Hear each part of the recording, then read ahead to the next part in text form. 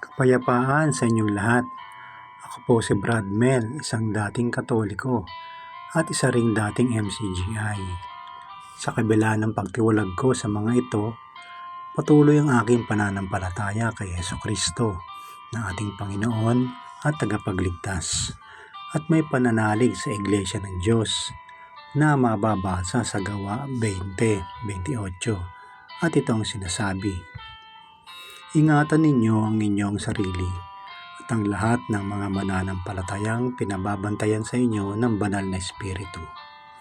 Pangalagaan ninyo ang Iglesia ng Diyos na kanyang tinubos sa pamamagitan ng sariling dugo.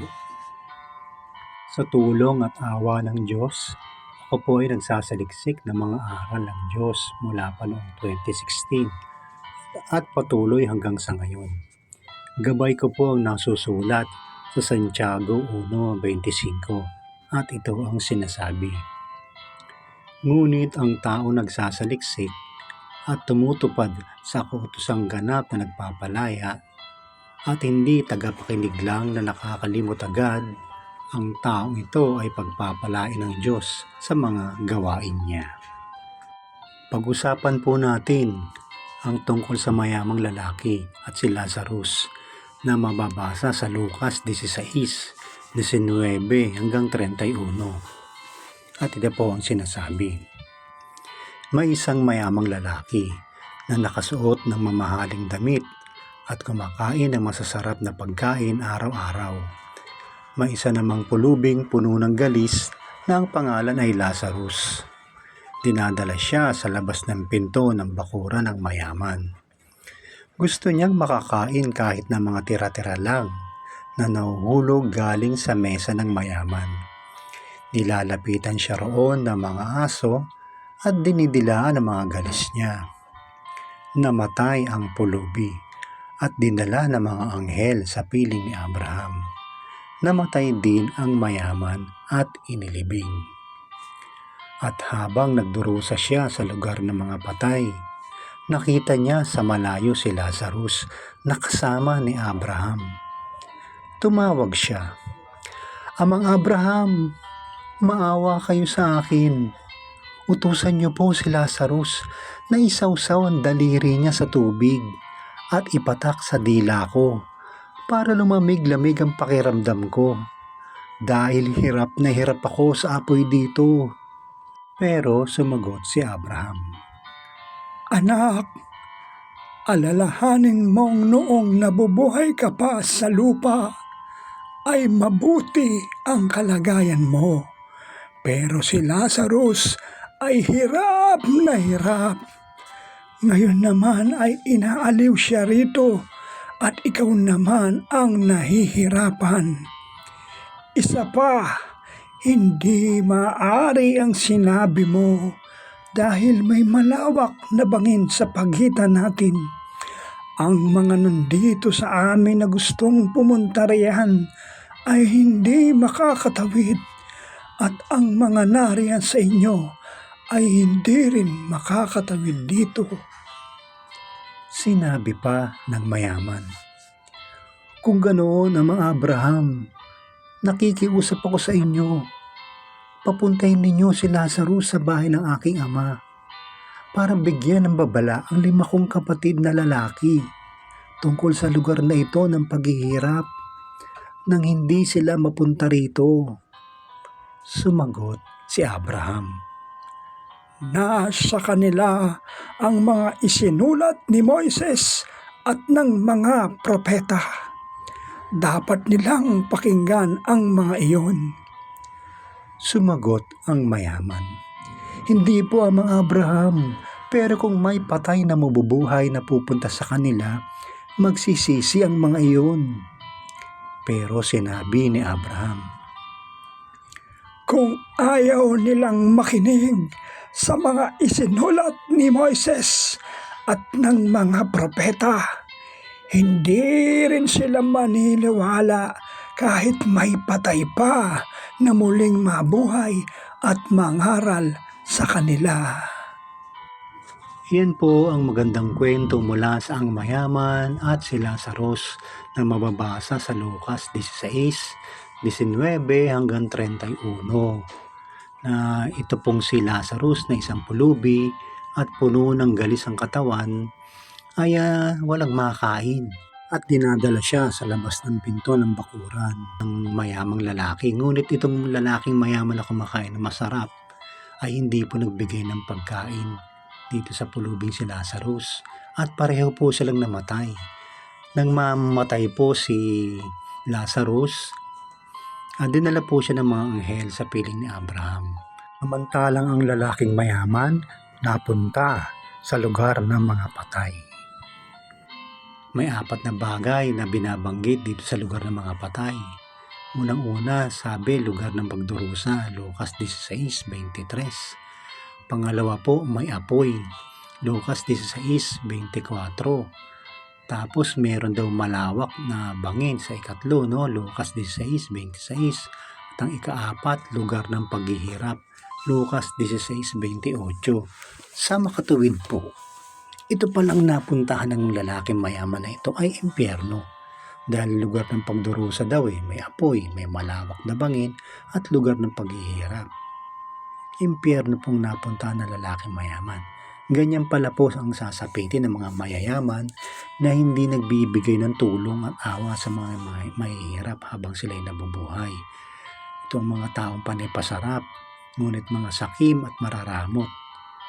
At ang patutunguhan pala ng mga ito ay lugar ng mga patay na lugar ng pagdurusa, no? May apoy, may malawak na bangin at lugar ng paghihirap. Ang patutunguhan nila ay impyerno.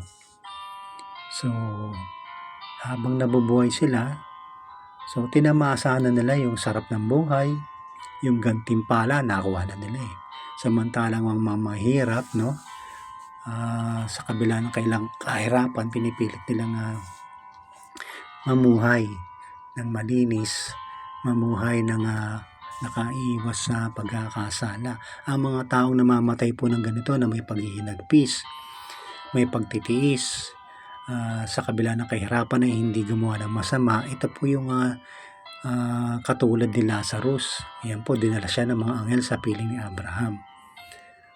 Ang mga mayayaman naman po na namuhay ng napakasarap, no, na nakuha ng gantimpala nila sa mundo, kabaliktaran naman po. Sila naman po ang magdurusa, makakaranas ng paghihirap. Walang hanggang paghihirap po ito kasi impyerno po ito So, pag namatay po ang mayamang tao na walang pagmamahal sa kapwa niya, sakim, maramot, makasarili, no? Walang awa sa kapwa, walang pagtulong sa mahihirap, lugar po ng mga patay na kung saan ito po ay impyerno. At nakakalungkot, pero ito pong katotohanan, ito pong nakikita natin sa araw-araw sa mga pag-uugali. Hindi naman po nila lahat, no? Pero karamihan po kasi, karamihan sa mayayaman sakim, makasarili at mararamot. At sila'y nagpapakasarap sa buhay nila.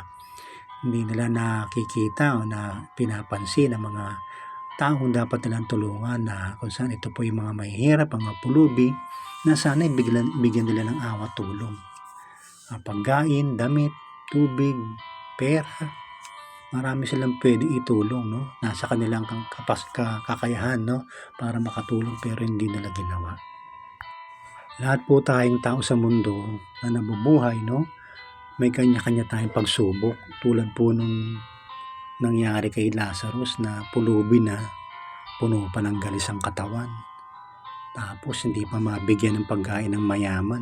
Ano ba naman yan? No? Kanya-kanyang pagsubok po sa buhay.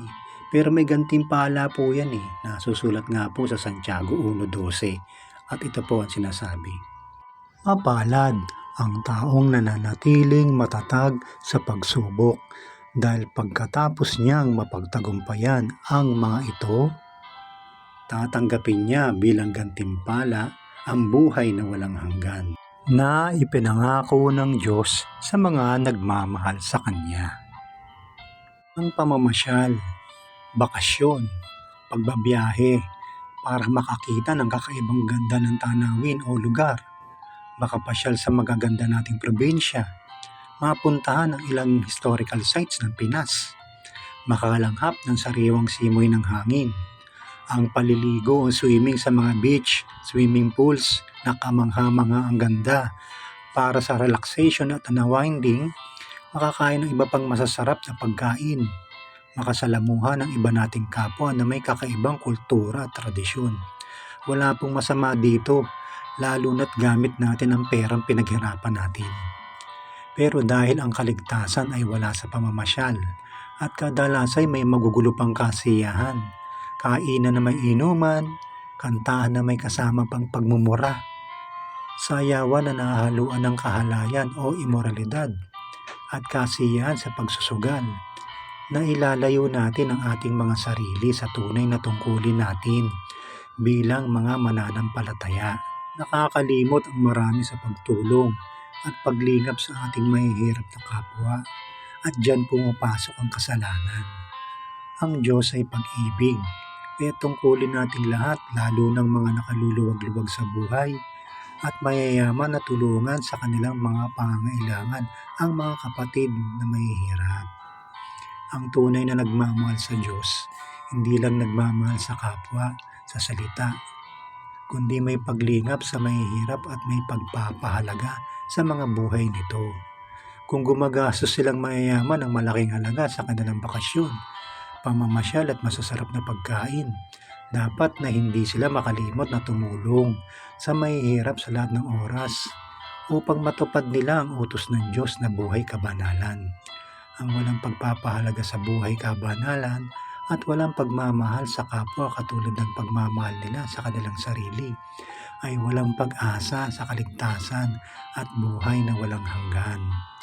At ang hindi makakatanggap ng buhay na walang hanggan ay mapupunta sa kaparusahan at tatanggap ng ikalawang kamatayan na walang hanggang pagkawalay sa Diyos. Ang nilalaman ng kwento tungkol sa mayamang lalaki at si Lazarus na nasa Lucas 16:19 hanggang 31 ay patunay na ang mayayaman na walang pagpapahalaga sa buhay ng iba, walang pagmamahal sa kapwa, at walang awa sa mahihirap ay hindi rin kaaawaan ng Diyos, kundi itatapon sa lugar ng mga patay o impyerno. Kayong mayayaman, pag-isipan ninyo ang mga bagay na ito. O binawa ng Diyos na sa susunod po ay mapag-usapan naman natin yung tungkol sa physical na kamatayan, spiritual na kamatayan, at ikalawang kamatayan. Ang gaganda po niya, ganda po ng nilalaman ng mga yan. Makabuluhan po yan, lalo sa ating mga nabubuhay. O, yung physical na kamatayan, spiritual na kamatayan, at ikalawang kamatayan. Sa susunod po, loobin nawa ng Panginoon. At sana po patuloy kayong sa pakikinig, no? At ang lahat po ng kapurihan, karangalan, kapangyarihan at pasasalamat ay tanging sa Diyos lamang. Sana po mapagpatuloy natin itong gawain na to at sama-sama po tayo makinig sa salita ng Diyos. Ako po si Brad Mel, maraming salamat sa Diyos at kapayapaan po sa inyong lahat.